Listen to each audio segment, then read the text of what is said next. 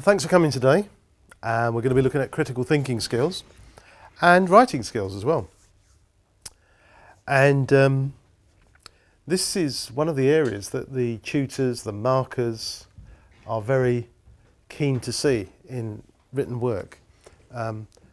Critical thinking and critical writing. And very often there'll be feedback in student essays to suggest that there needs to be more critical analysis if students want to get a higher grade. So it's a very important area. I think one of the things about social sciences is it's not like other disciplines where there's a right answer and there's a wrong answer. And with social sciences, very often there isn't a right answer or a wrong answer. There's a range of answers because that's what life is like. We haven't necessarily got a right answer and a wrong answer. There are degrees of possibility and there's evidence to support various perspectives. Anyway, we're going to look at critical thinking skills, what they are, and how to develop these skills, and be aware of the need to critically evaluate any sources of information that you're going to use, and also consider how it's important to give your view on any particular subject or question. So these slides and resources have been put up on the Moodle area. So you know where they are, do you, on Moodle? Yeah, okay. And please feel free to stop me if you've got any questions. I hope I can answer them. So, as I was suggesting, common lecturer feedback. Be more critical.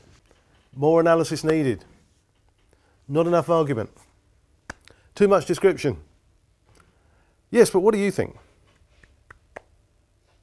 And one of the problems is the lecturer giving the feedback doesn't always tell the student what that means, critical analysis.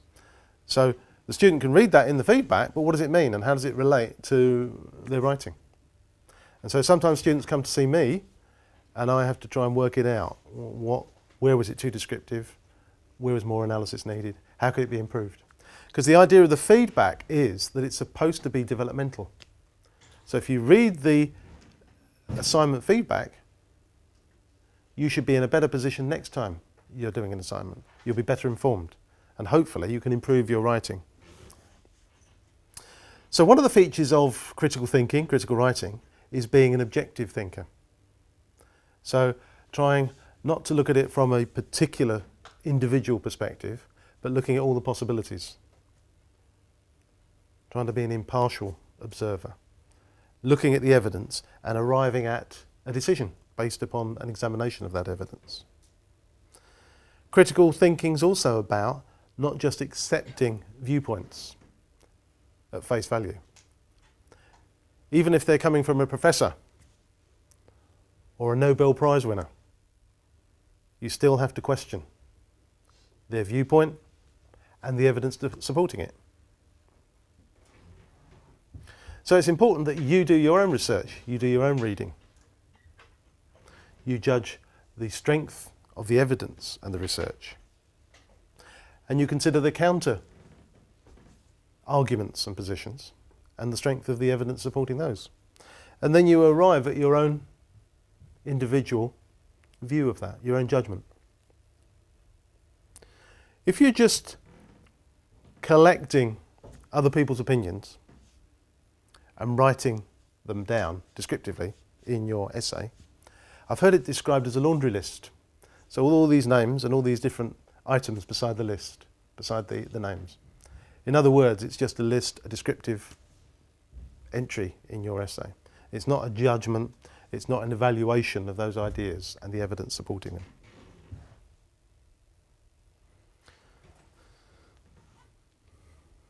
So we can look at these lecturers from Leeds University, and they were asked to describe what critical thinking is. So I'm hoping we can arrive at a view on it. So in a sense, what critical analysis does for me is ask the why question, fundamental why questions. Why does the world work as it does? Why do we understand the world in the way that we do? And I think within the academy and within the university setting, what we're often doing is we're really pushing that boundary. We're constantly querying that. Why do things operate the way they do? Why do we tend to focus on particular ways of understanding the world? So academics are often very critical of each other for that reason, and that's okay. That's not just being negative and mean. That's about opening up ideas about what knowledge is. So critical thinking is about being really clear about what you're coming to the literature to ask, what are you coming to classes to find out, and about having almost a continual why question ready. So it's about allowing yourself to ask those potentially critical questions. And of course, a good, mature profession actually encourages people to ask and to critically reflect upon the knowledge, because only by doing that is knowledge advanced. Critical thinking is for me one of the hardest things to define.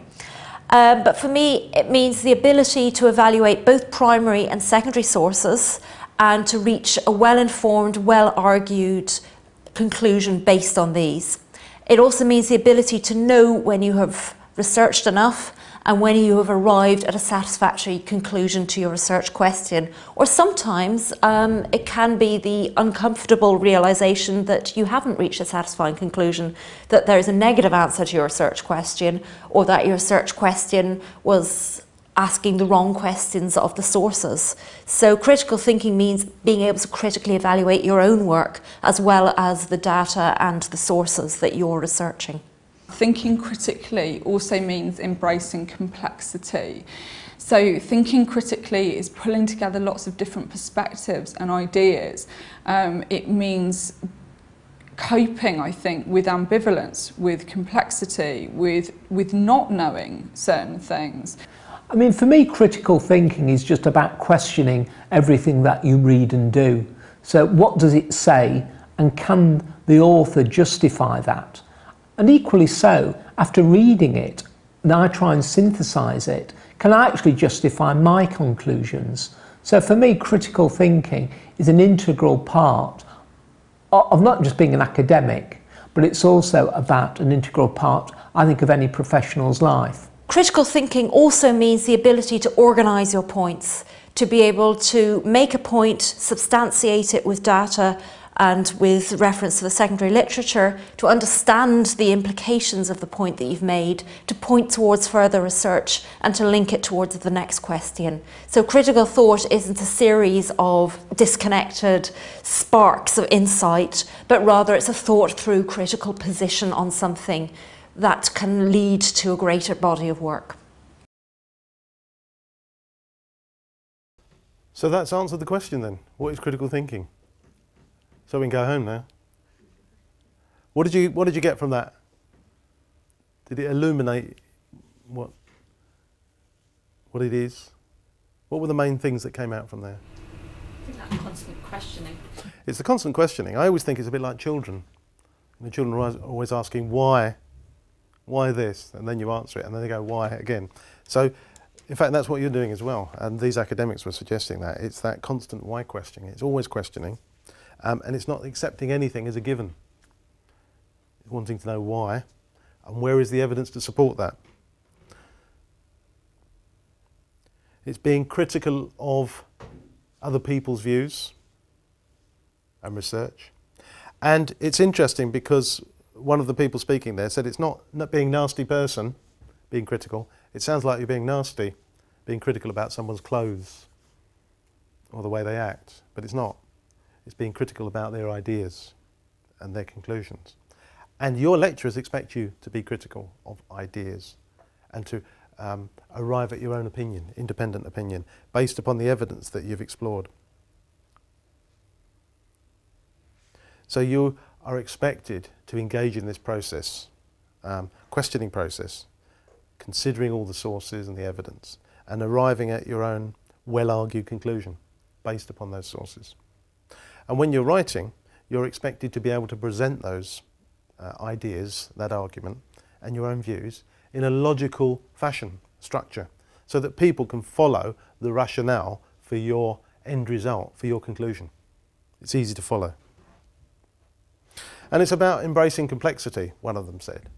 So, as I mentioned, there might not be a right answer or a wrong answer. There's a number of possible answers. Which is the most likely? And why are you deciding A is more likely than B? Where's the evidence to support that? And where are the weaknesses in the evidence for deciding on B? And it's about being able to evaluate your own views and your own evidence. So you're being impartial, you're being objective. And that's what's expected of you.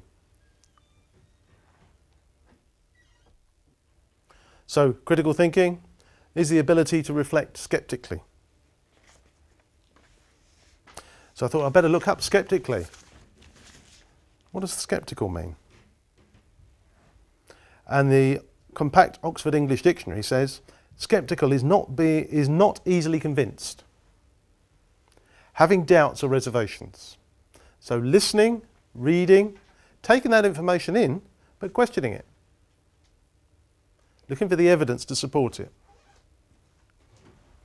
So it doesn't mean that you disbelieve everything, but it means, well, these ideas, the world is a complex place. So at any given time, you might not have all the evidence in front of you. Maybe there's research being done at this very minute that's going to be published in a few months' time that's going to give you maybe another perspective. So it's important to consider when you're looking at, or even engaging in debate and going to a lecture, it's important to think, are these arguments based on evidence, or are they just conjecture? Are they guesswork? Are they opinions? Who's speaking? What's the authority of that speaker? Are they an expert? What were the research methods that they used to arrive at these particular conclusions? How up to date are the sources? How up to date is the research?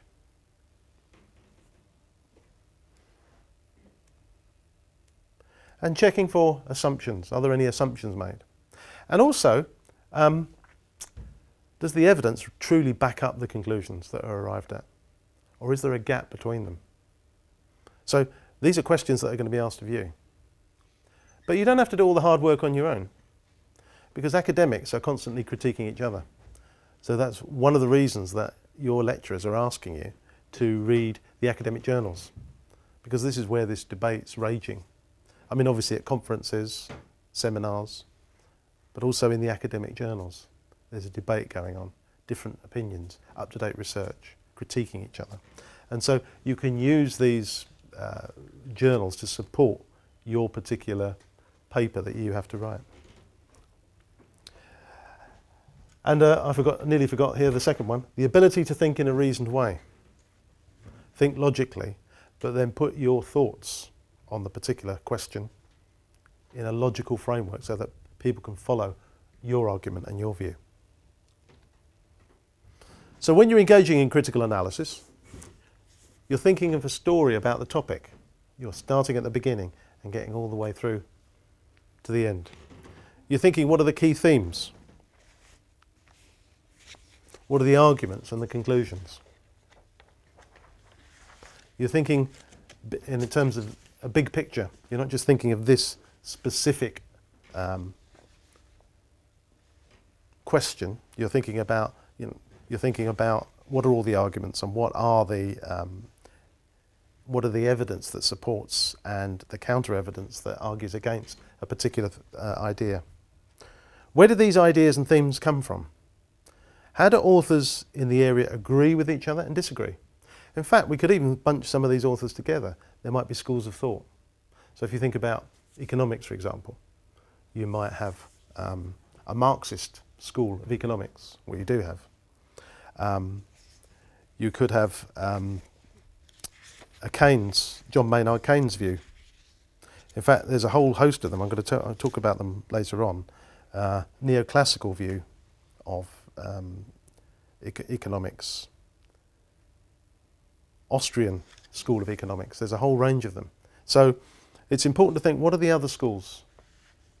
What are the various schools, and where do these authors sit? What school of thought do they come from? Where do the authors agree? Where do they disagree?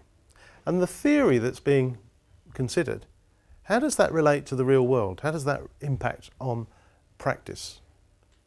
So the theory that you're reading about, discussing, which is all very interesting, could be quite technical, but how does that impact on the real world? In management or business, accounting, organisational psychology? How does that theory impact? Are there any implications? Has it been tried and tested? Or has it just been left there in academia and never actually tested and tried?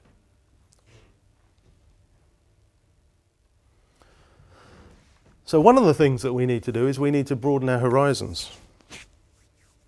And this fella here, Einstein, he wrote that common sense is the collection of prejudices acquired by the age of 18. And that's one of the problems, is that we have this view of the world. These are unconscious, and they're governed by the way we were brought up. Our family, our education,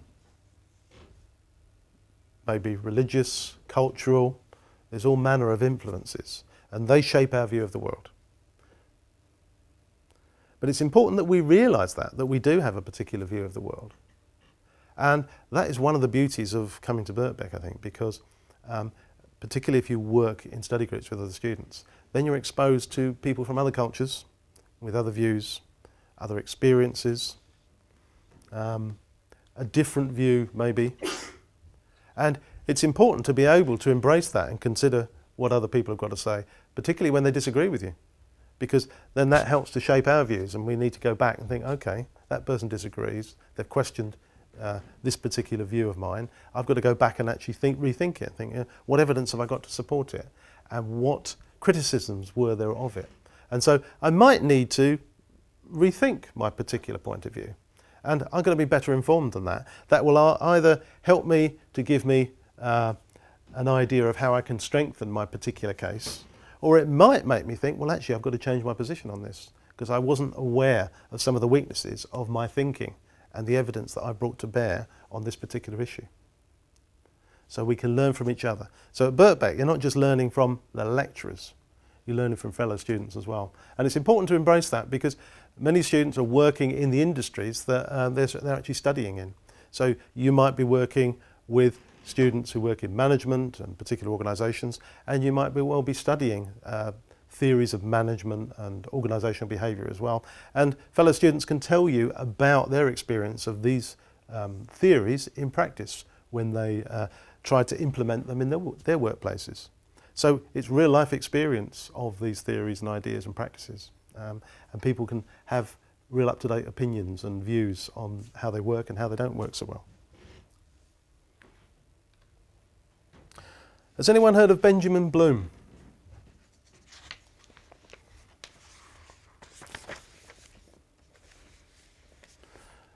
Bloom's classification of levels of learning.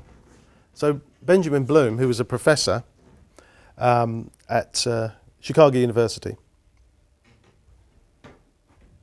he created this hierarchy of thinking skills.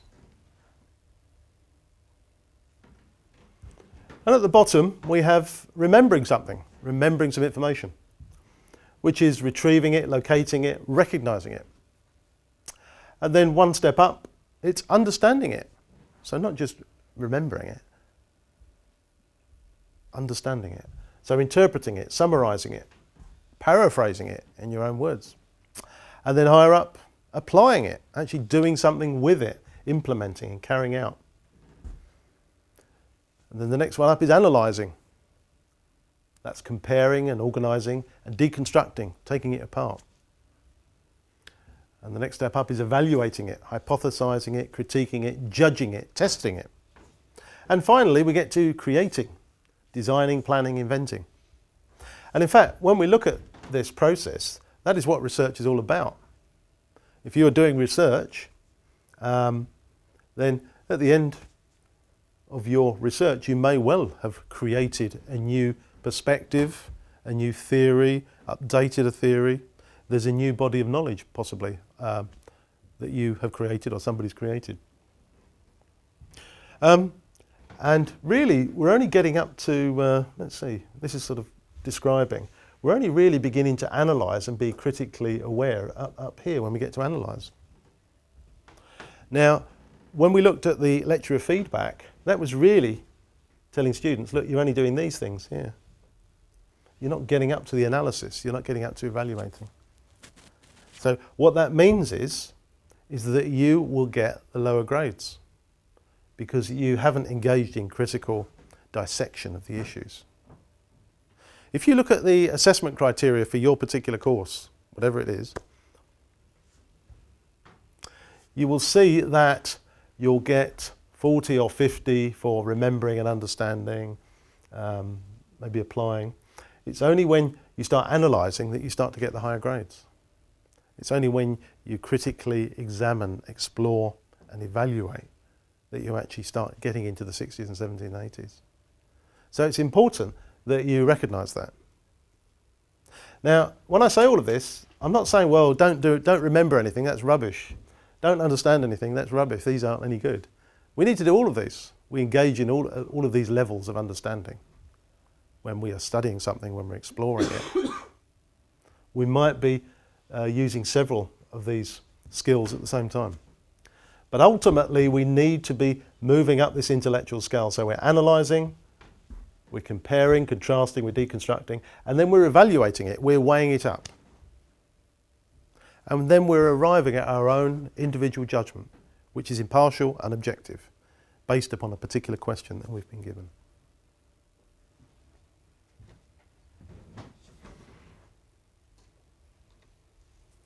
Well, how do you do that then? Well, you could use this model, which is quite helpful. I suppose it's a bit like a mind map or a brainstorm device, really. You've got the topic in the centre there, and then start to brainstorm it, asking these questions. You know, what? When? Who does it affect? Where does this phenomenon happen? About a particular question. Now, the answers to those questions will help us to write our introduction. Because normally the introduction is about the question. This is how I understand the question. This is what the question's about. This is who it affects. This is what's happened. This is when it happens. This is where it happens. Who it happens to. And giving some context, some background. Well, why is this question being asked now? Why is it important? What's the significance of this particular question? So we're putting it into some sort of context.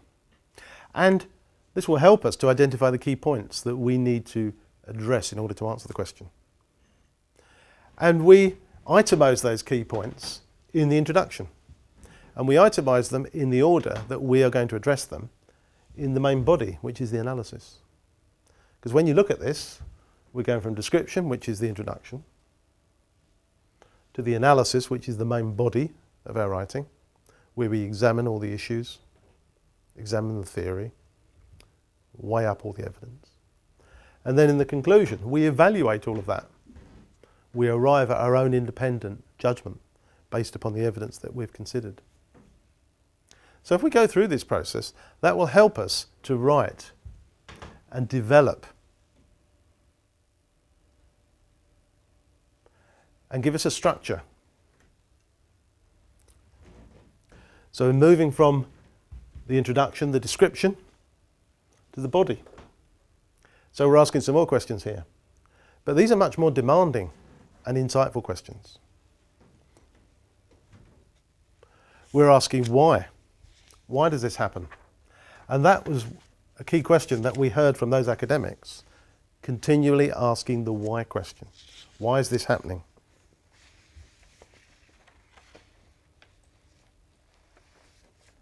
It moves us into a more analytical mode. We're looking for reasons and explanations, causes. We're looking at specific theories. We're deconstructing those theories and seeing, have they been tested? What have the experts got to say about these theories in relation to the question? And we've also got to look at the how question, the processes. How does this happen? How does it operate? How does it work? So for our analysis, we need to ask these much more demanding questions of why and how. So this is where we're examining these particular key points that we've referred to in relation to answering the question. And we're looking at the evidence that there is, that we've researched, in order to conduct that debate. And we're evaluating that evidence to see, well, what's the strongest evidence? And where is weaknesses in the evidence? And what particular possibilities are there? What perspectives are there on this question?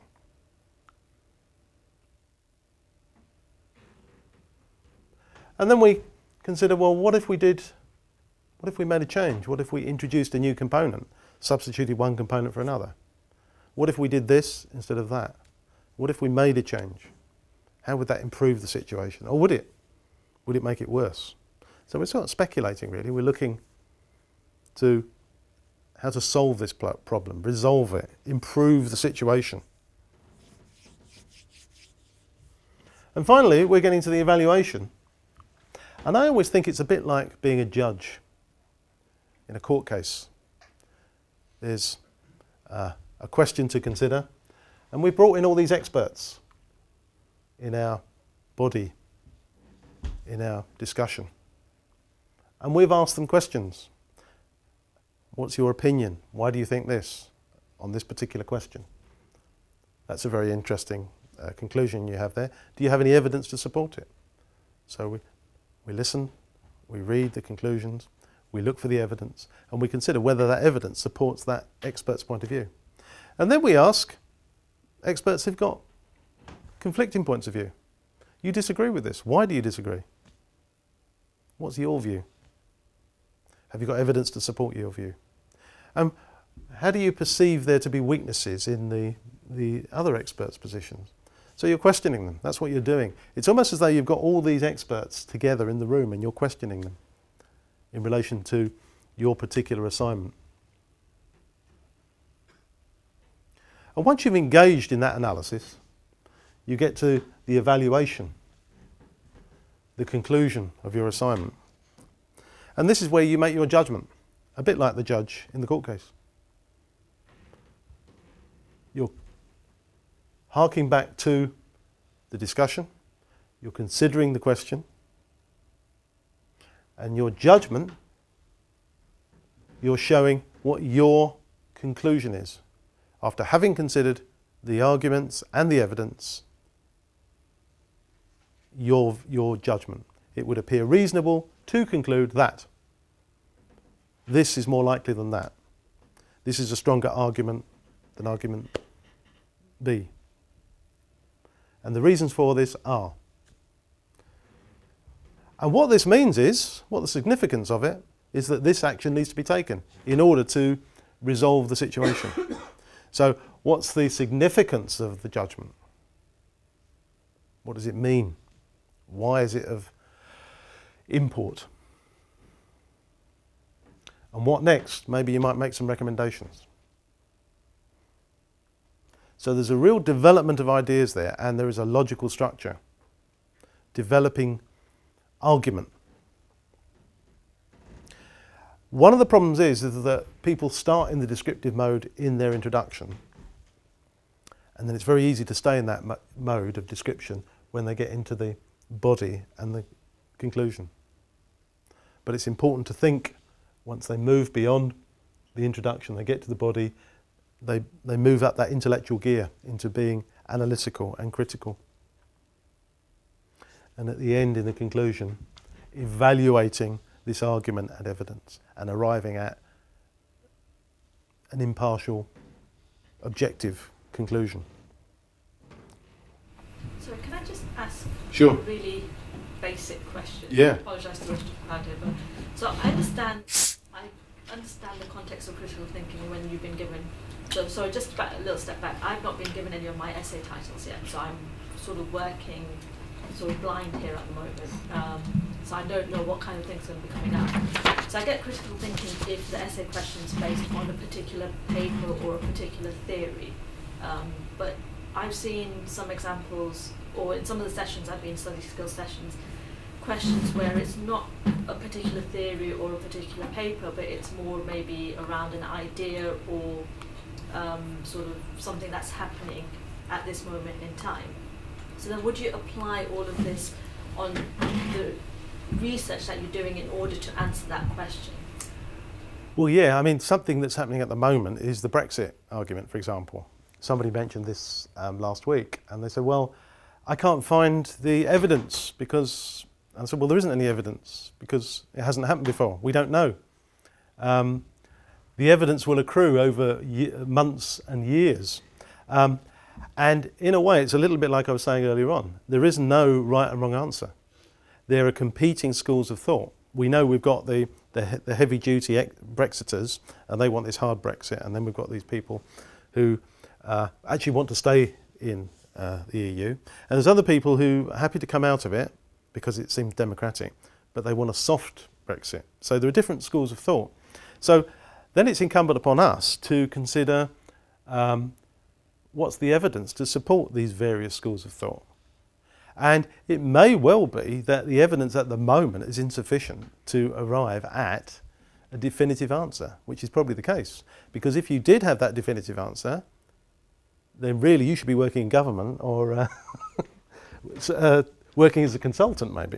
So, I mean, that's what research is about, isn't it? I mean, it's not when it's all cut and dried and everything's been written about it and we know the answer and then you can study it because it's quite simple because we've got all the evidence and it's all there. Most of the time it's when we don't know the answer and we're looking for what's the most likely thing to happen. But that's quite exciting in a way. Yeah. So you'd actually apply critical thinking to the research you've done or the research you find that is relevant and go through that critical appraisal of what you're looking at in order to say is it relevant, is it not, and how... Well, yeah, you'd certainly look at is it relevant. I mean, we're all different, so I'm not going to project onto you the way I would do it, but I would maybe have that brainstorm and I'd be thinking about Brexit and I would be thinking what various positions are there for starters. I mean, first of all, I suppose I might even arrive at a definition. What's the definition? Is there one definition? Are there several? Different views on it. What's the most persuasive definition? What are the various positions on Brexit? So we know various champions of these different positions. And what do they say? What's their position on that and why? So we've got these various schools of thought. And where's the evidence to support their position? Is this just heat and light without any real substance behind it? Is there any evidence that they can use to support? I mean, I remember Michael Gove said, oh, we've had enough of experts in the, before the referendum. So, well, that's the end of that then, isn't it, really? And he's still saying that even now, actually. We don't need any experts. So you've got to decide, well, do you agree with him? Have we had enough of experts? The experts keep getting it wrong. We just want people on the street, you know, someone on the 37 omnibus to clap them. And they've probably got a better idea of it. You've got to decide what's the heat and light and where's the real evidence, because there's a lot of emotive language being used and it's deflecting people from what are the substantive issues.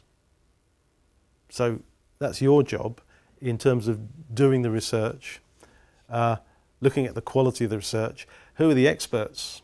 Do you agree with Michael Gove or not? What's your position? I don't know if I've answered the question. Yeah, I think once I've got an essay title or a couple of essay titles, we'll start working on them. I think it'll then fall into place because I'm trying to do it in theory at the moment. I'm struggling. Well, it's harder, isn't it? Yeah, if you're just thinking theoretically like that without a question to consider. Once you'll get there once you get the question. You'll want to find out. Yeah. Well, you may see a few emails from me. That's fine. Please feel free. Well, that brainstorming mind map. I don't know what was it, a mind map? I don't know, whatever you call it. The last slide. This is the same, but it's filled out a bit more. The description, the what, the where, the who. It's completing those questions. And in fact, the description is really an introduction, the background, the context, the problem, the topic. What is it? Okay, we're setting it out for the reader when we are writing our essay. So the reader is quite clear about what the issue is, why it's being discussed at this particular moment, what's led up to it.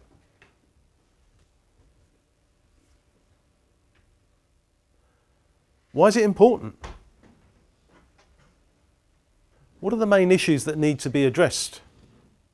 Maybe there needs to be a definition arrived at. Maybe there are several definitions. What's my take on it? And you could actually have your thesis statement. The thesis statement is what you aim to argue in this particular. It might, if going back to the Brexit, this essay will argue that maybe a hard Brexit for the UK economy would be disastrous. In order to do this, it will first consider A, it will then go on to consider B, and finally it will consider something equally crucial as well. But you don't have to have a thesis statement. You could be more neutral. You could argue, or you could write, this essay will consider whether Brexit will create economic difficulties for the UK. So it's a more neutral stance. So the description. Then we go into the body, the main part, and we're asking those why questions. We're looking at the arguments, the theories. We're looking at the interaction between one factor and another.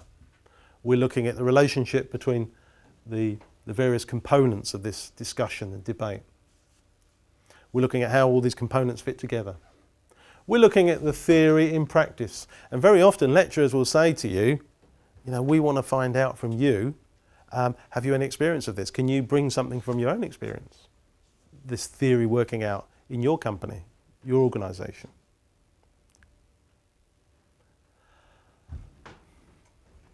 What alternatives are there? What possible resolutions are there? So we're looking at situations, responses, alternatives, resolutions. We're considering the key issues.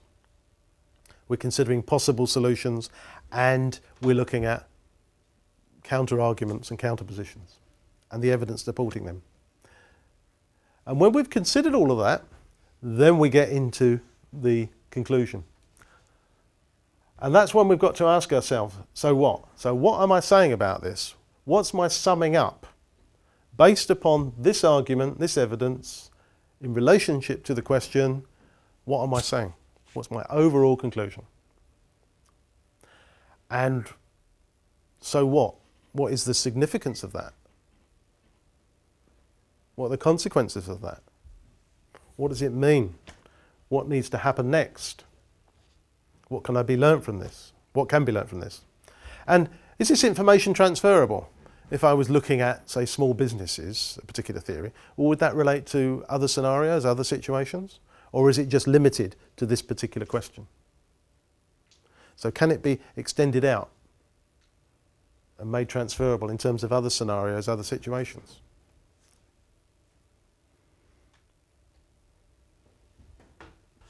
And some examples of description where you're stating what happened there. You're given the story so far. Well, you need to do that in your introduction. You're explaining what a theory says. You're noting the method used. You're stating options. You're listing details. Giving information. That's good. You need to do that. Otherwise, the reader won't understand what your inquiry is about, your essay. You need to do that in your introduction. But then you need to step up that intellectual gear when you move from your introduction to the body. So you need to be, there's the ease there, evaluation, identifying the significance, judging strengths and weaknesses, weighing one piece of information against another, making reasoned judgments, arguing a case according to the evidence, identifying whether something is appropriate or suitable. You're giving reasons for your judgments here. Evaluating the relative significance of details. You're drawing conclusions. So this is where you're moving up that intellectual scale. I don't know if is that a triangle or a pyramid? I think it was a pyramid. But so not just staying at the understanding and recognising, but then moving up to analysing and being critical.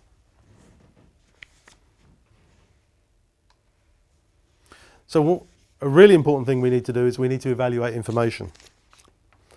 And this is about evaluating information from websites, but I mean it could apply to all sorts of information sources. Thinking about, well, can I use this information from this website? Well, is it directly relevant to my topic? Because it's so easy to go onto a website and then, well, certainly if it's me, I'll suddenly end up on BBC football and I'll be looking at the football results or something like that, you know. So it's easy to get deflected.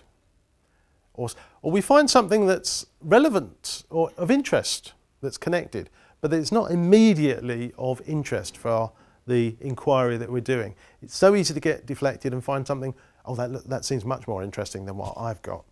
So sometimes we even sort of almost rewrite the essay question because we can think of something more interesting to explore. So if it's not directly relevant, then we've got to cut that out. We've got to forget about it. Maybe we can make a note of it and saying, okay, that's for later. I'll come back to that when I've stopped my research for the day. Then I can have a bit of free time and I'll have a look at that interesting article. Is the author indicated? Because we don't necessarily always know who the author is on a website.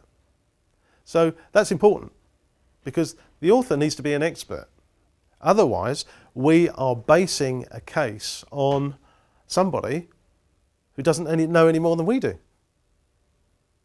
We need to know who this author is. Are they an expert? Or is it hosted by an organisation? Sometimes we don't know the individual, but we know the name of the organisation who run the website. So what is this organisation? Can we use what they've got to pontificate about in this particular subject? Is the author an organisation or an authority? Well, yes, yeah, we need them to be an authority. Does our inquiry or does this information need to be unbiased information? Maybe it needs to be totally impartial. But then if that was the case, then we probably couldn't use sources like from The Economist or the Financial Times, because you could say, well, that's not unbiased, is it? They've got political points of view. So that's okay using unbiased information, but you need to qualify it in your writing. You need to qualify it by saying something like, however, it must be borne in mind that this issue is being addressed from a particular political perspective or economic perspective. So we're telling the reader, yeah, we're aware that this is a biased piece, but it's of interest, useful to consider because, and we're explaining why we're using it. So we need to be sure ourselves that it's of use. And we need to consider, is it up to date? Now, probably if it's something in IT or latest management theories, maybe it's out of date if it's more than 5 years old, I don't know. So how up to date does it need to be?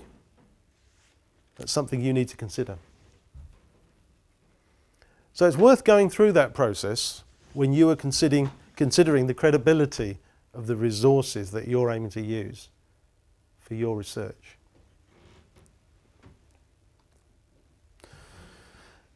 Oh yes, your voice. That was one of the criticisms at the beginning there, the lecture feedback. Yes, but what do you think?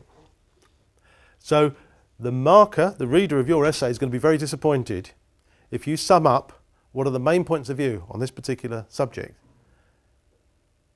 and then there's no conclusion, or there's a conclusion but it doesn't include your view on it, your summing up.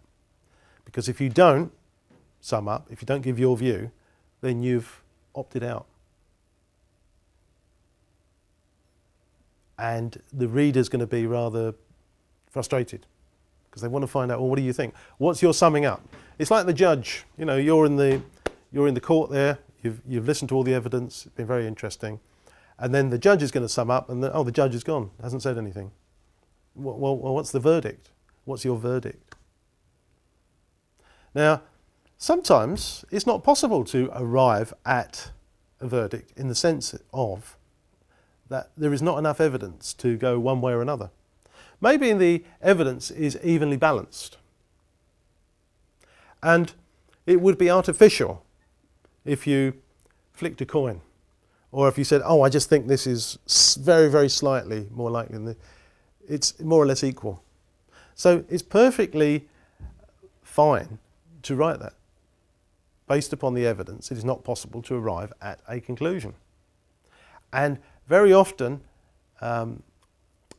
academics will write that in academic journals. More research needs to be done. That's fine, as long as you've reasoned it out and looked at all the evidence.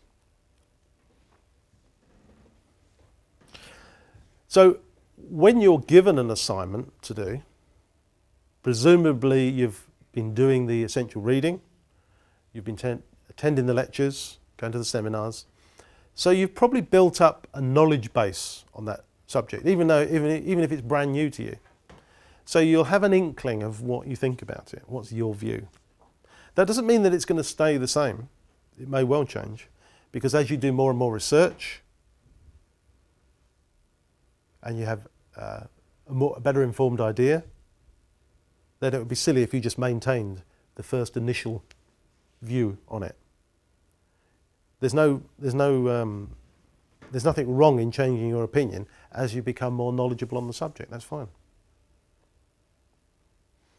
So you must be thinking about what's your view on this particular question and why, where's the evidence to support my view, and what are the counter views, and why don't I support those? Where are the weaknesses in the counter evidence supporting these counter views?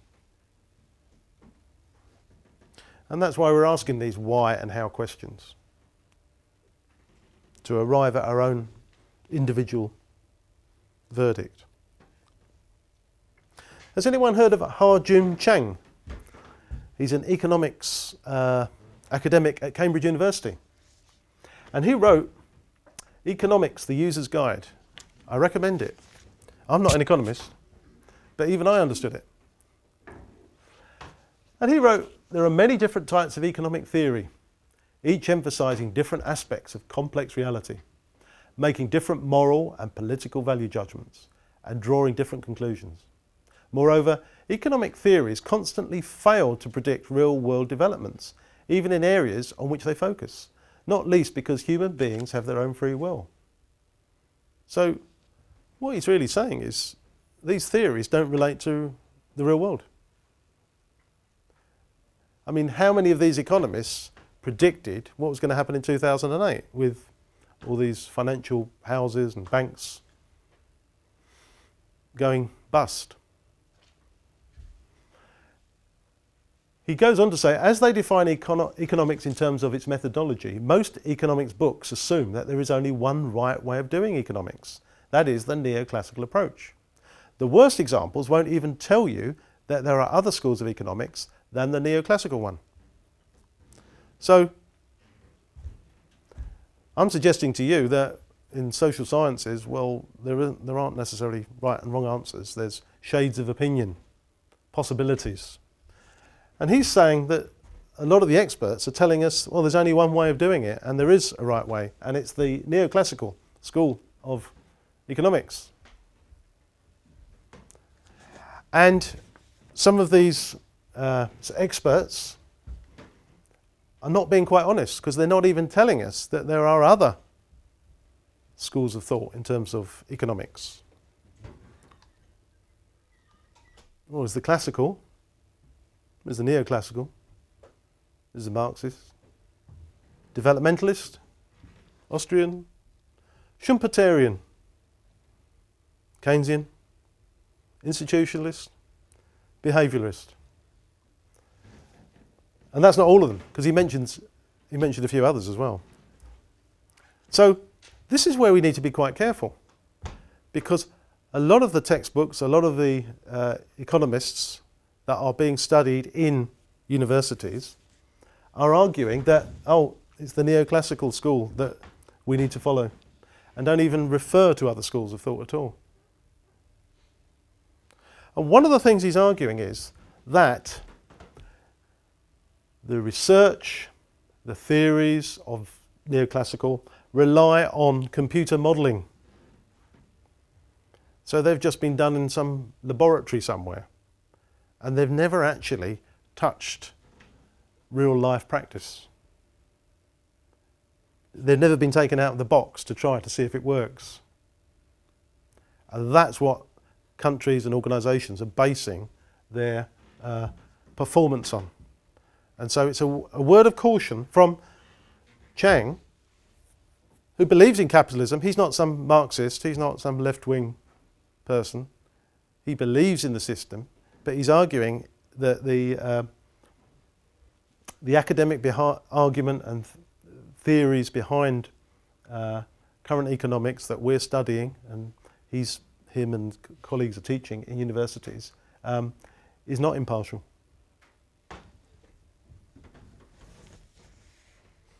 So we need to be very cautious. We need to think, okay, that's one argument.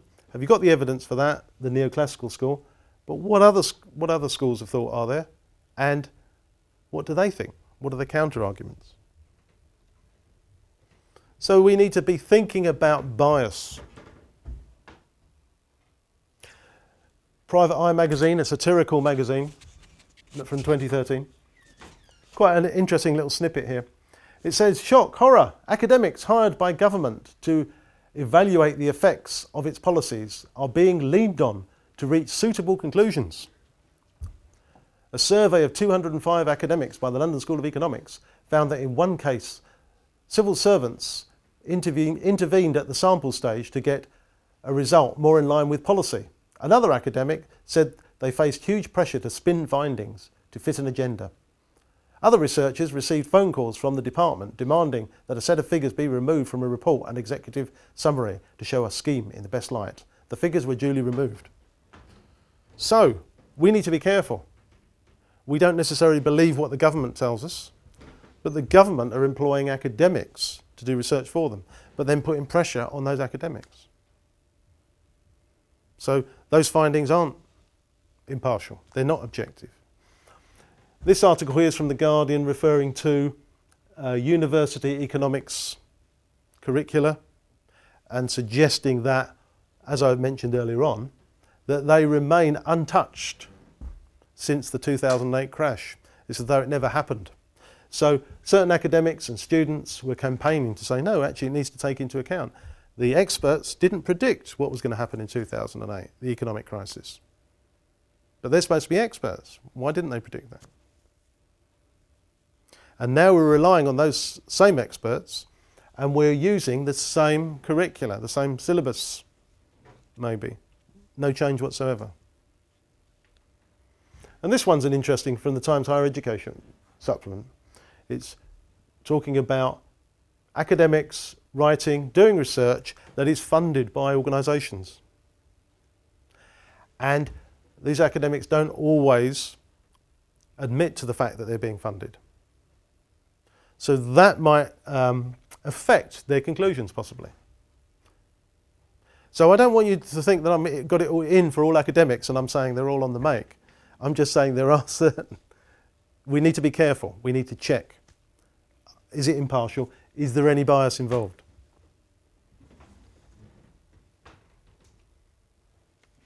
Oh, this is an interesting one. This is about fracking. Does everyone know fracking? It's a word that's come into the vocabulary quite recently, really.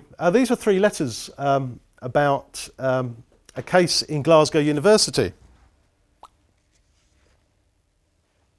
And this guy, David Smythe, he's, I think emeritus means a retired academic. So he's retired expert. But when you're retired, you still get access to the university research facilities. And he's very anti-fracking. He doesn't like it. He disagrees with it. And he's written papers and done research. And it turns out that his university, Glasgow, employs a number of academics who agree with fracking. In fact, they're putting pressure to, or they're arguing that, in fact, fracking is a good thing for the environment. But he wrote a letter here saying that, what did he say? More pertinent than the possible directorships and other commercial interests of the 50 academics who signed the pro-fracking letter, so this was a letter in the media, is the insidious influence of oil industry funding. Of the 21 university departments to which the academics belong, at least 15 are in receipt of research funds from the oil industry. Unfortunately, the days of academic independence are over, which is very dramatic. I'm not saying the days are over, he's trying to make a point. But he's arguing that research is being corrupted by companies paying money to academics. I'm not arguing one way or another, I'm just saying it's worth having a look at. It's something we need to take into account.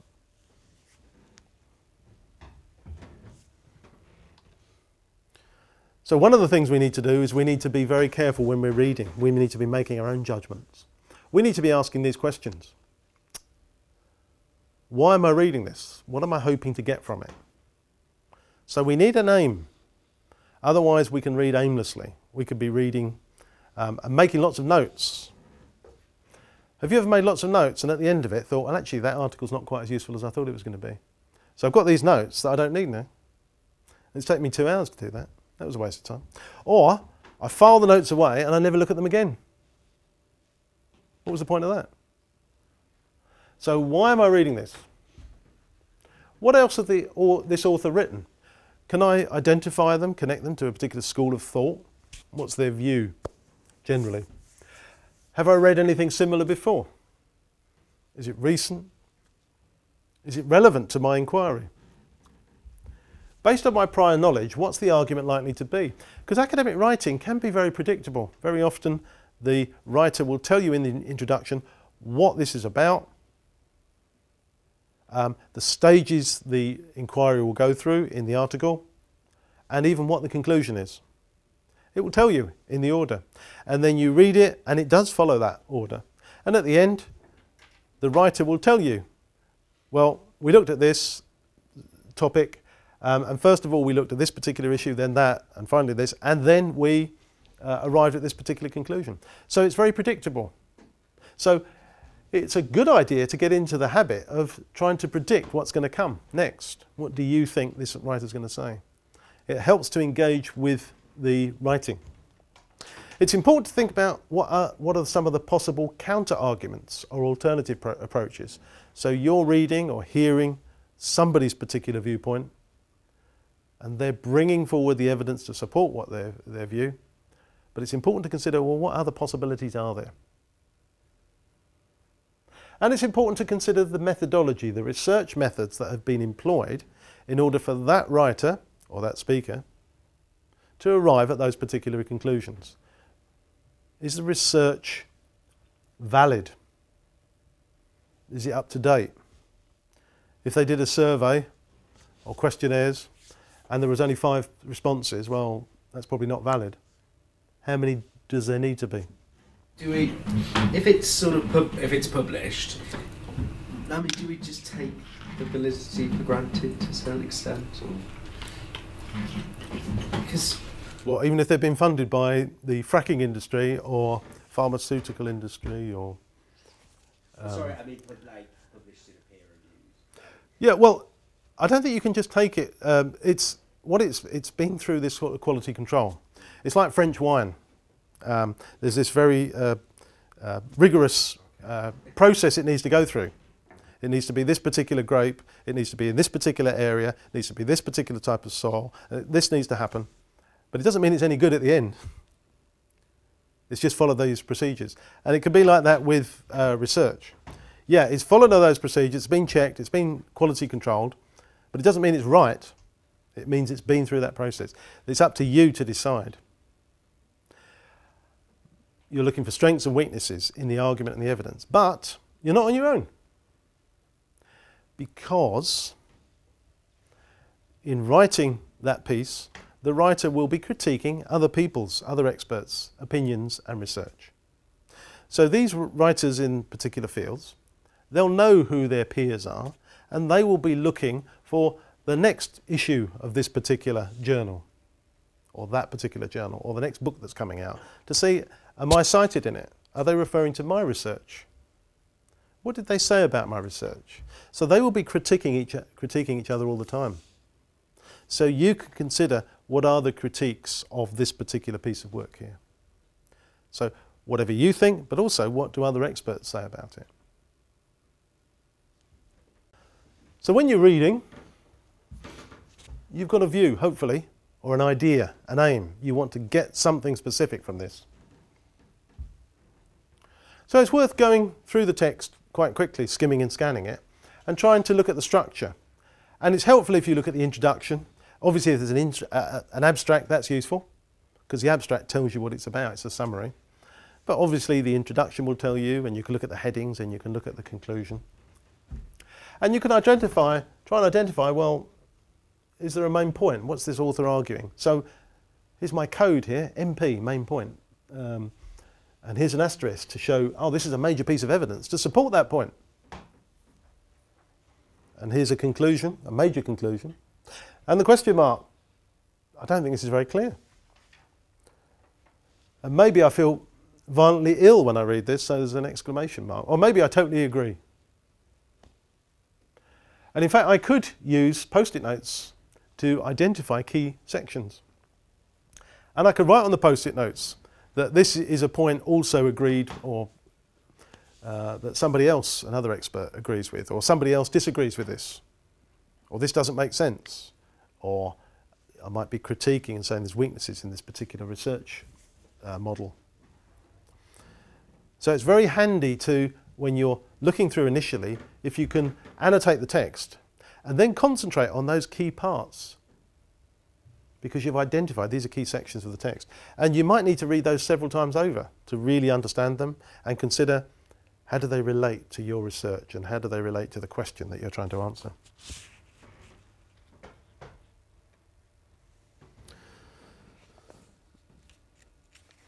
So what would you say, is that a piece of critical writing or descriptive writing?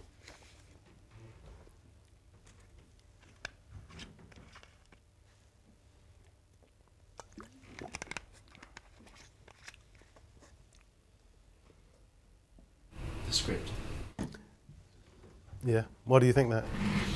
It's the first one you showed. The next one now. What's the next one going to be? Does it just it does describe what attachment theory is? You read it and then you have a clearer understanding of what attachment theory. Yeah. Really, it would need to bring in an author, an expert, to consider what they've got to, their views on this. And when you do that, then you need to comment upon that. It's not just bringing in this laundry list of people and writers. It's if you do that, you bring in a quotation, you comment upon that, you show why they've been introduced into your writing. Because this is important, because this definition is the one that's the most powerful, because. So, no marks for the next one.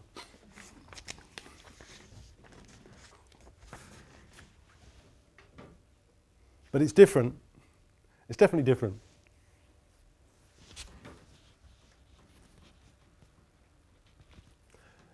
So the first sentence tells you what the rest of the paragraph's about. It's about, oh, there's some controversy here, there's disagreement about the extent to which creativity can be linked to activity in the right hemisphere of the brain. Okay, that's the topic sentence, that's what the paragraph's about. But it then goes on to enlarge upon that and give an example and reference it. And then introduce a perspective from Springer and Deutsch and reference it. And show, actually, not everyone agrees with that. There is some controversy here, disagreement. However, so we'll see these sorts of terms all the time. For example, however, moreover. So it's continuing that sort of polemic in a way. So it's a much more dynamic piece of writing. It's showing the controversy that there is. It's not just descriptive. And it's highlighting the disagreements in the research and between the different experts in the field.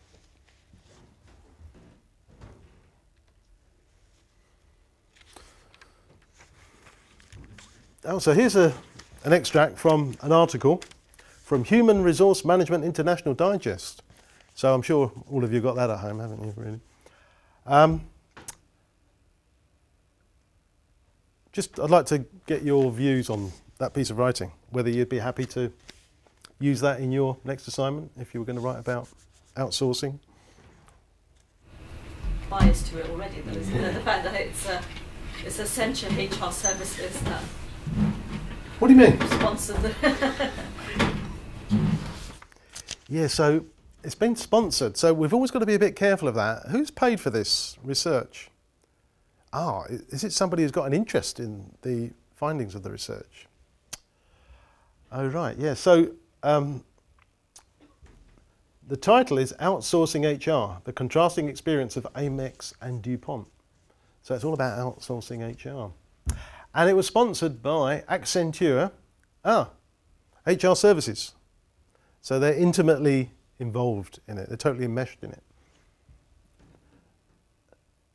They've looked at 125 companies. Is that okay? Or might be. It depends. It depends how deep the inquiry was. I mean, you'd need to check who are those companies. Are they a fair reflection? Or is it somehow weighted for particular types of company? So we need to explore more. So 2/3 currently outsource a major HR function. Most of these are seeking to expand what they do. Well, actually, what do you mean most of them? How many? In what way? We need more information there. Rarely has any company stopped outsourcing a function after having once started.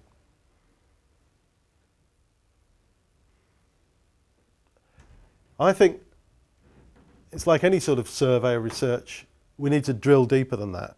We actually need to see it ourselves. We can't rely on these people's interpretation of that research because we're only getting a tiny snapshot of it. So we would need to actually look at that research ourselves. And in fact, that's very important because very often we will read academic journals and books, and the author will refer to somebody else's, an expert's opinion or research or conclusions, and then they'll reference it. Now the problem with that is that we are relying on one author's interpretation of what another author has researched and concluded.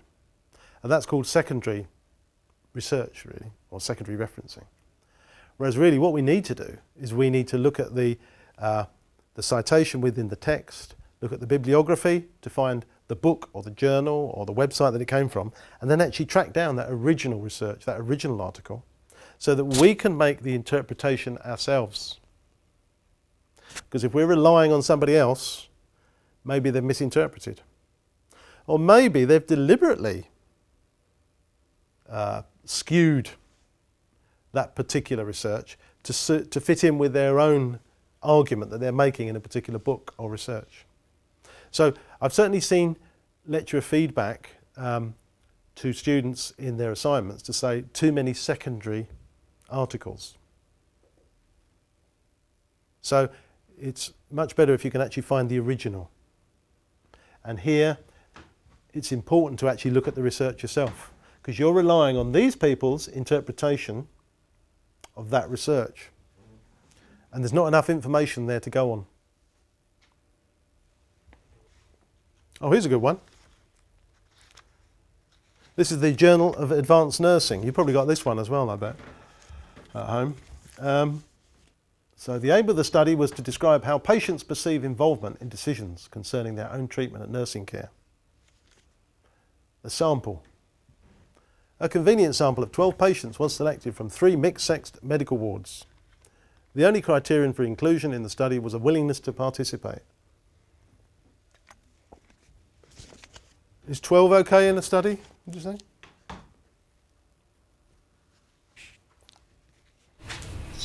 Seems small.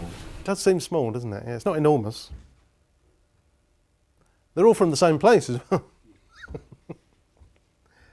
And they're self-selecting. So is that a fair representation? Because people tend to volunteer quite often, you know, they're sort of self-selecting. So what about all those other people, the types that don't tend to volunteer? It might not be representative of the population as a whole. Well, would you not evaluate that based on what the study was on? Because maybe that doesn't have an effect on the study you're conducting, whether it's people putting their hand up or not. Well, I think if you did put any store by this, I mean, obviously you'd need to look at it in more depth anyway. You'd need to look for other evidence from other studies. So whether it was the previous one, the HR one, or this one, there might be a smidgen of truth in it. It might seem, you know, there's certain aspects of it that could be useful, but we couldn't rely on it totally. We might dismiss it, but if we were going to use it, we'd probably want to look for other evidence, what other studies have been done. And do they bear this out, or do they contradict it totally? So we need to be careful what we're using to support our argument. So sometimes people say, well, is it okay if I use something from The Economist or a newspaper? Yes, it is. That's fine. You can use that, even though it's not an impartial source necessarily, not an objective source. You need to qualify it to say, yes, it is writing or arguing from a particular point of view. But then you would need to look for corroborating evidence from elsewhere. Is there anything to support this?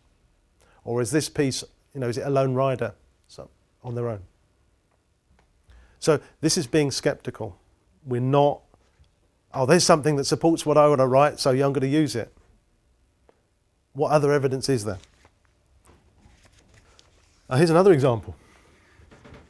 47.3% of all statistics are made up on the spot.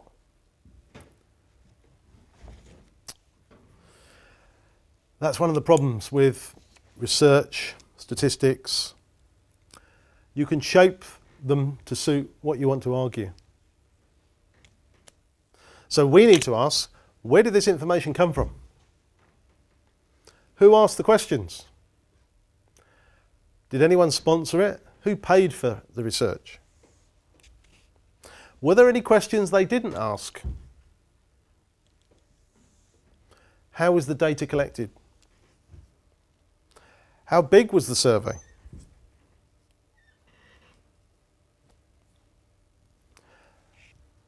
You need to see the questions, because it depends how the questions are asked. They might determine the responses. Sometimes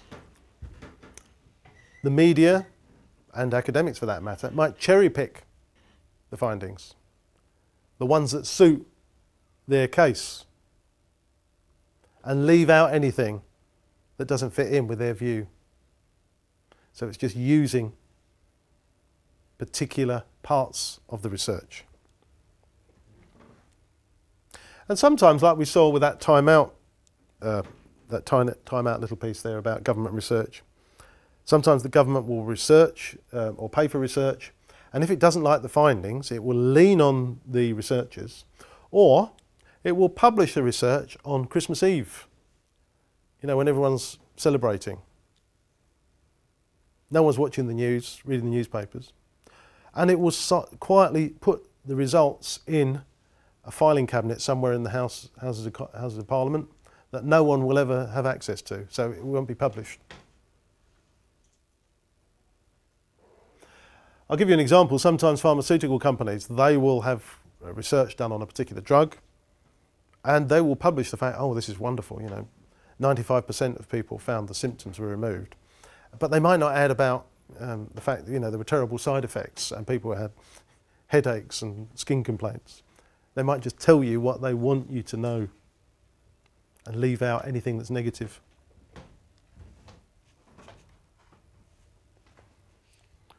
Right, I better move on a bit. Oh, this is quite good. Writing a critical paragraph. It might not be very clear from there, but it's like a conversation really when you're writing. And at the start, the reader's asking you as the writer, well, what's this paragraph about? Can you tell me? So you introduce it to the reader. Well, you say, this is my idea. This is the topic. Because the topic sentence, which introduces the paragraph, is normally the first one. Not always, but very often it is. So you introduce the topic, and then in the next sentence, you tell the reader more about it. You explain. you clarify it. And then you give your argument, why it's important, why it's relevant. Tell me more. Well, here's my argument. These studies show, where you're referencing it.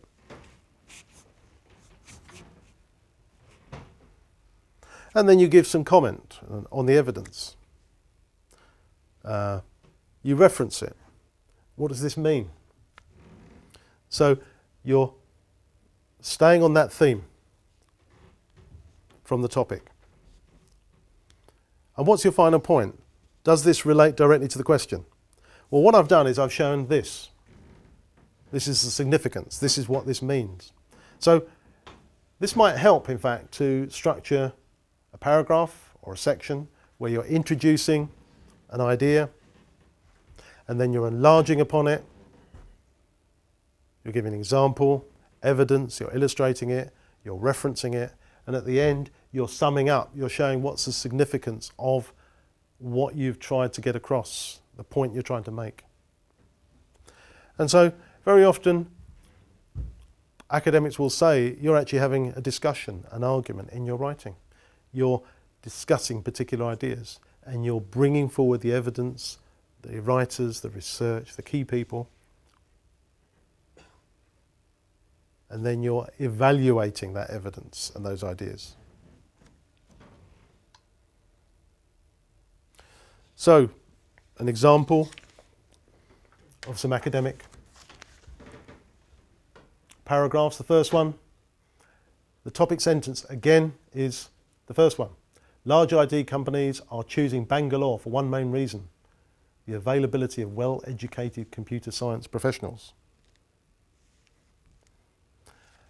The rest of it, that paragraph, goes on to elaborate, to enlarge upon that.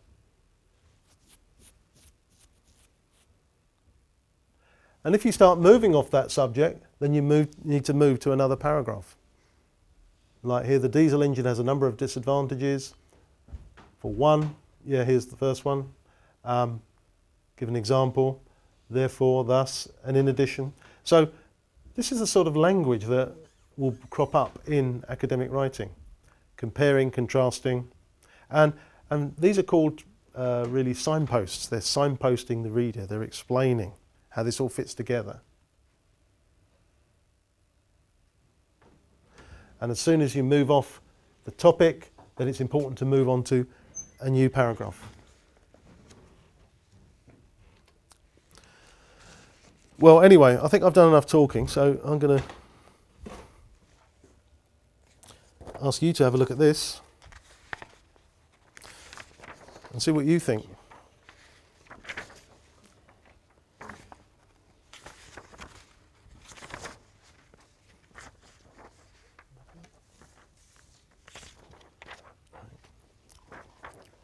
So it's written by an academic, Professor of Physical Chemistry at the University of Sheffield, Tony Ryan. And it appeared not in a journal, but an online journal, Chemistry World, published by the Royal Society of Chemistry. So I'd like you to see if you can identify any weaknesses in this text. And you don't need to be a chemist to read it, so don't worry.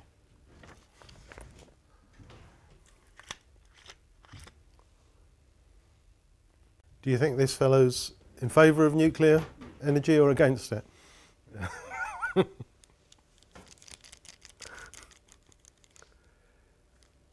So he's certainly not impartial.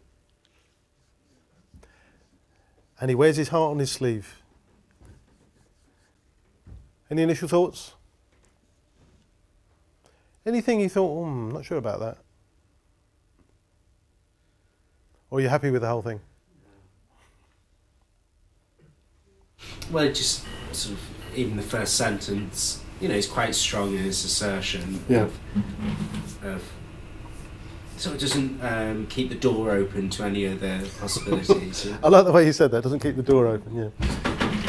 It is the bridging solution between a fossil-powered past and a solar future. Well, and you know, that's an assumption that we're going to have a solar future as well. Where's the evidence for that? Yeah. So a lot of assumptions. Is there anything referenced there at all? Nothing. So, Now, if you wrote that, then your lecturer would be after you, saying, look, where's your sources? You haven't shown any sources at all. Have you made this up? Where did you get this information from? So 80% of the French electricity generate 80% of their electricity, the French, from nuclear power. Well, let's see the evidence for that, please. Where did that come from? And they're now running it down, is that correct? Maybe. Due to public pressure. Well, is that right? I don't know. There's no evidence, and maybe they're running it down for another reason. Maybe because once it generates that electricity, there's all this waste that's left behind, and no one knows what to do with it. They just bury it underground. So it might be for other reasons. What about James Lovelock? He refers to James Lovelock, so it is sort of partially referenced, not exactly, but he refers to somebody who said something, who is an expert. But we couldn't track that down, could we? We don't know the year. We don't even know what James Lovelock said. He doesn't actually tell you specifically. James Lovelock said nuclear power is the most environmentally friendly option. And, you know, like, is he an expert in that? Like, he's an ecologist. Is he a world expert in? Well, maybe he's not. Yeah, I mean, he's certainly famous, but whether he's an expert, yeah. That's something we need to be careful about. It's experts who are talking or writing outside of their field. So very often, I mean, I showed you the Guardian newspaper there, and there were academics writing letters. Well, quite often you get academics writing letters into newspapers and journals, but it's not always on their subject of expertise. They might be writing about politics, for example. So once they move outside their area of expertise, then their opinion is of no more weight than anybody else's. So we need to check that. So it's a good point. Is James Lovelock, is he a nuclear physicist or what? What is he an expert in? Is he an expert on nuclear power? Now, this article goes on to say that nuclear power has zero emissions and a minimal waste problem. Well, that's not what I read in the newspapers. I don't know about you. So that doesn't seem to be impartial. That seems to be arguing a particular case without producing any evidence. I'd like to see evidence for that. If he really believes that, let's see the evidence, please. And he goes on to talk about, in the last, or the penultimate sentence in the first paragraph, the one real fear with nuclear energy is the potential for terrorist intervention. Well, I thought there were other fears. What happened? Didn't something happen in Japan and other countries, you know, with nuclear disasters? Russia, and America, 3 Mile Island, I think. So I think there are other fears about it. And then he goes on in the second paragraph to reiterate the fact that there's very little waste, high-level waste. Well, I don't know if that's true. And then in the penultimate paragraph, he writes rather emotively. He writes about, well, if we don't use nuclear power, then petrol is going to be £10 a litre, and the average domestic heating bill is going to be bigger than a mortgage. So it's sort of scaremongering in a way. There's no evidence behind it. He's waiting to say, I told you so afterwards, you know, if you don't agree with him. So it's a very emotive piece. And the thing is that he's written it on this website, and so the normal rules of engagement are suspended. He doesn't have to have it peer reviewed because it's not an academic journal. So he's let off the leash a bit. So that's one of the examples where we need to be a little bit careful when we find internet sources. Even if it's by an expert, the rules are different. The rules of engagement are different when they're just writing off their own bat, because they don't have to comply with certain requirements that they would have to if it was for an academic journal. This isn't peer reviewed. If it had been peer reviewed, then it probably wouldn't have been published on that website. So this is where we need to be careful. This is a professor, but we can still be critical. Now, I want to race along because I don't know if you saw an example of an essay that was on Moodle. So a kind student agreed for people to be able to see his or her, I don't know, essay, which got, I think it got 73% last year. Did people see that or not? I think it was possibly handed out in one of the sessions. Oh, was it? Okay, right. Yeah, it's the same one. It's called The Different Roles of Weak and Strong Ties in the Innovation Process. Well, what I've done is I've taken the first section, so not the whole essay, just the first part, and I thought it would be quite interesting to look at to see if you could identify any areas where, any areas of critical analysis. Where do you think that actually that's well written? Maybe I could use that idea, that style, that strategy. So it's exactly the same. I've just put it onto one page, the first two parts. So that's why it's a bit small, I'm afraid.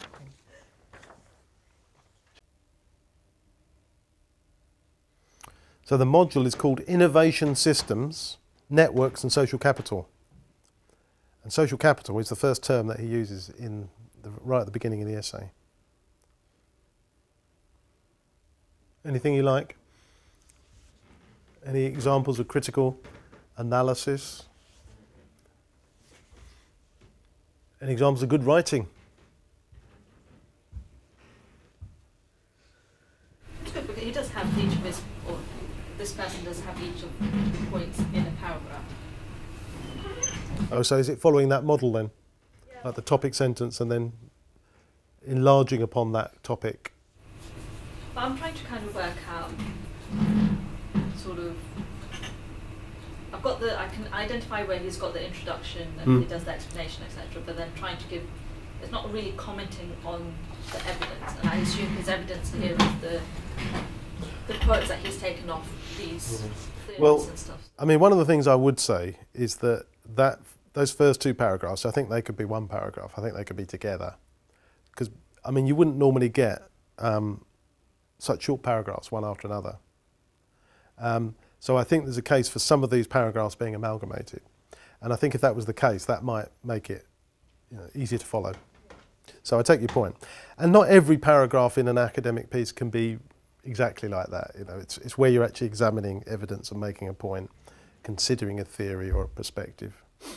I think one thing I always think it's a good idea, is to make sure that you've covered the whole question. So the question is different roles of weak and strong ties in the innovation process. So he or she is writing about the different roles, and that's in the second paragraph, the roles they play in facilitating coordinated action. And weak and strong ties, yeah, that's in the second paragraph. And then innovation process, that's included.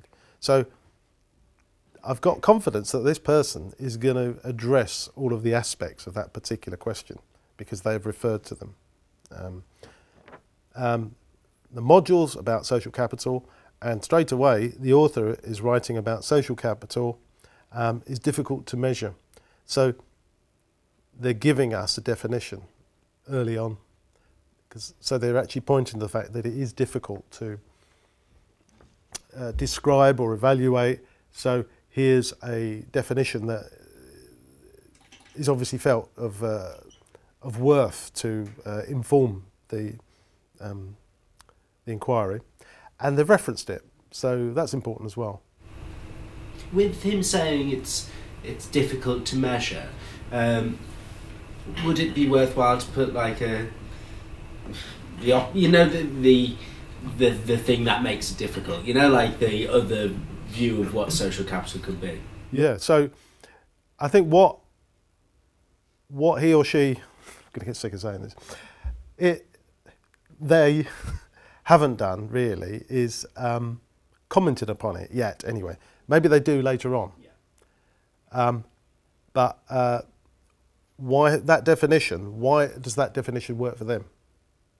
So they're bringing in a definition, which is good, that's fine. And it might be a particularly powerful definition, I don't know. So they've actually given a quotation because presumably they thought it was very powerful. But why is that the one for them? Why is that the one that works? Why is that the most persuasive definition. I think they could have commented there, in my opinion. And also, as I say, I think that second paragraph could be linked to the first one.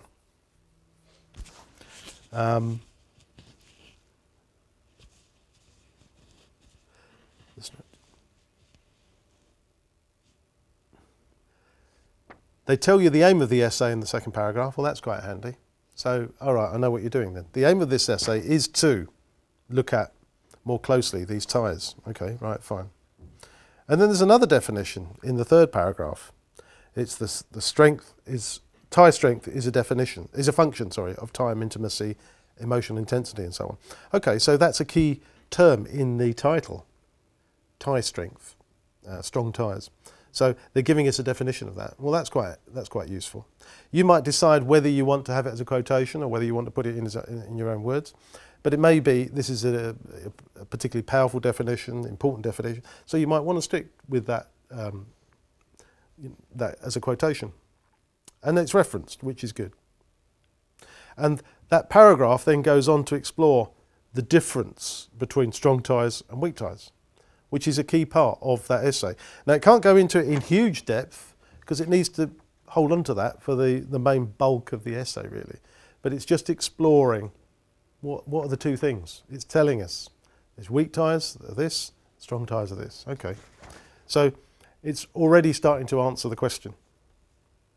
And it gives an example of weak ties in the third paragraph, right at the end. It's talking about on an interpersonal level, these could be considered acquaintances. So it's talking about weak ties and sort of people that you might know, and it's suggesting they're acquaintances, maybe people you know at work or people you haven't got a strong link with, but you engage with them from time to time. So that's quite useful. It's giving an illustration. Ah, I know what you're talking about now. And at the end of that paragraph, the third paragraph, they're telling you what's going to come next. We will explore the advantages and drawbacks of both of these, examining the bonding and bridging links on which they're built.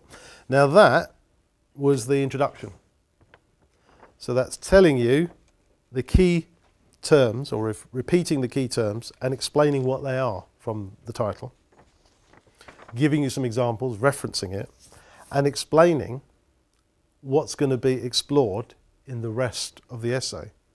So it's putting the reader at their ease. They know what this essay is about. They know the structure of it. They know the key words, the key terms, what they mean. Not in huge depth, because that needs to be saved for the debate that follows. And they know the order that these issues are going to be explored.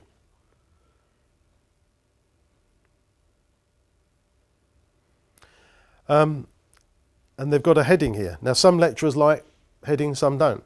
If it makes sense to you, if it's structuring your writing, it's helping it to make sense, and you like those headings, then use them. But I know some lecturers like them, some don't. So I'm not going to say do or don't. I've heard both.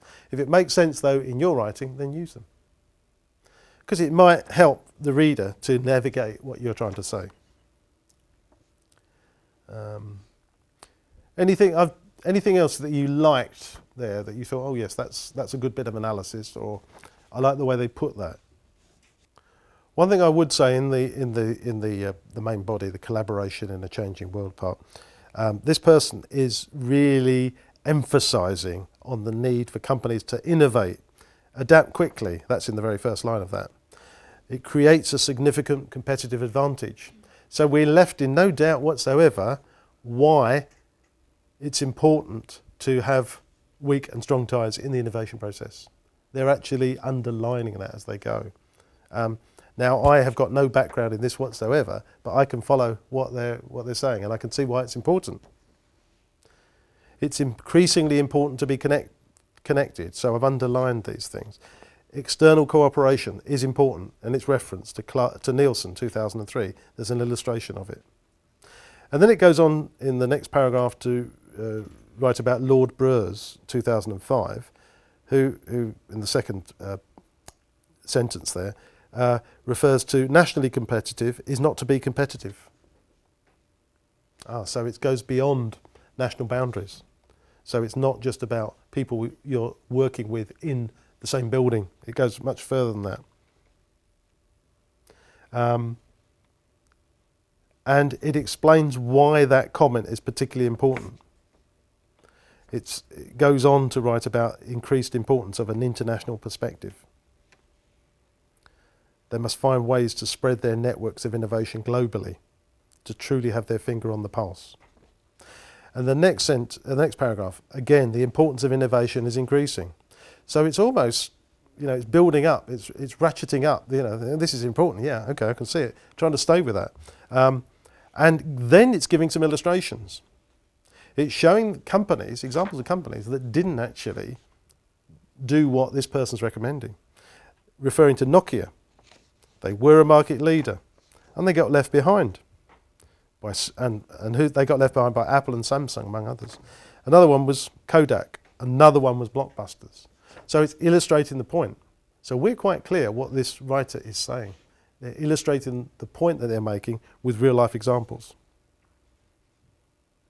And in the final paragraph there, it says contacts can be a significant source of a competitive advantage.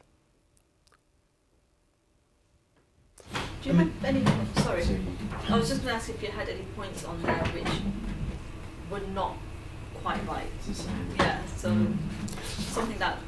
It's critical. Oh, no, something on the way it's been written, if there's anything that could have been improved or is not... I think there are certain things that could be improved. I mean, I think the paragraphing could be improved. So one thing I'd say is, maybe look at your paragraphs when you're writing, say, what's the topic for this paragraph? And actually write a word or a phrase beside it. This paragraph is about this, and the next one is about this. And if you write beside each one, you've actually got a thumbnail structure of your essay. And then you can think, well, does that make sense? Is that in the right order? Is it in the order that it should be? Also, maybe one paragraph is about the same topic as another paragraph. They're next door to each other. Should they be merged or not? I mean, certainly with this one, the example I gave, maybe paragraphs 1 and 2, they could be merged, I suspect. And I think there'd probably be a case for maybe certain others being merged where they're on the same topic, really. So I would say that would be one thing.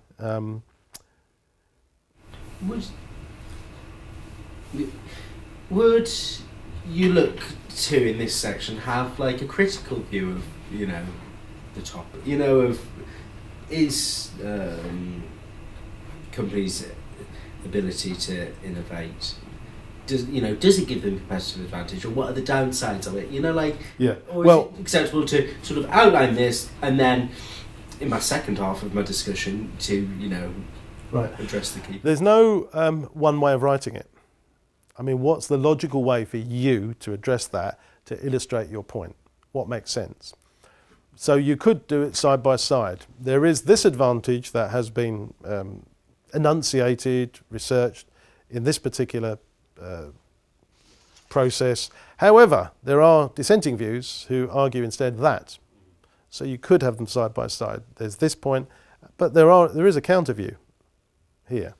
And bringing forth the evidence for both of those points of view and showing on balance, you don't even have to explicitly say it. It will be clear from the way that you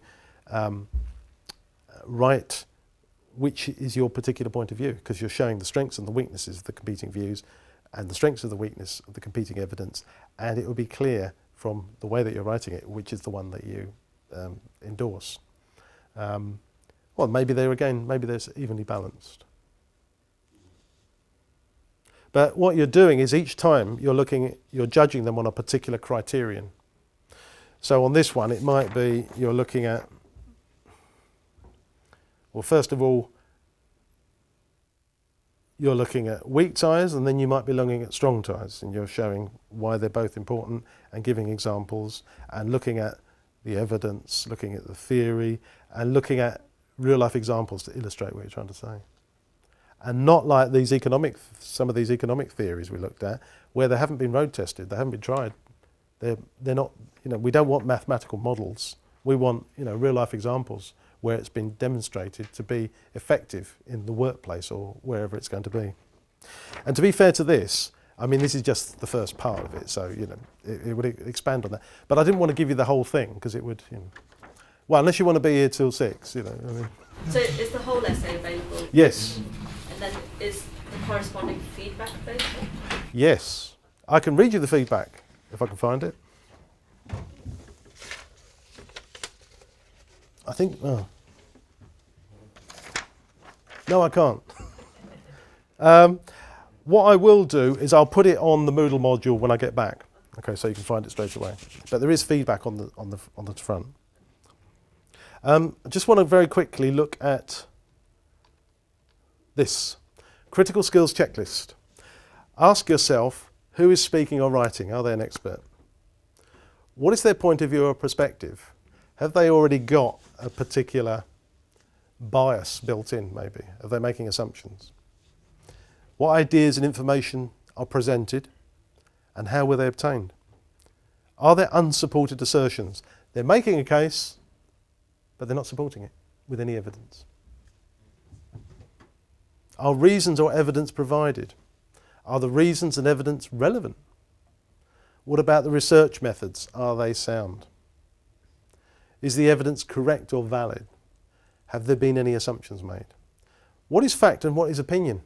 So academics are very good at writing and speaking persuasively, and it sounds very, yeah, that sounds good. Ah, but where's the evidence? So you're looking for the evidence all the time. Are there any unreasonable generalizations? Has anything been left out? How is the conclusion reached? So is the conclusion supported by the evidence? Is the conclusion reasonable? And what other perspectives or points of view could there be?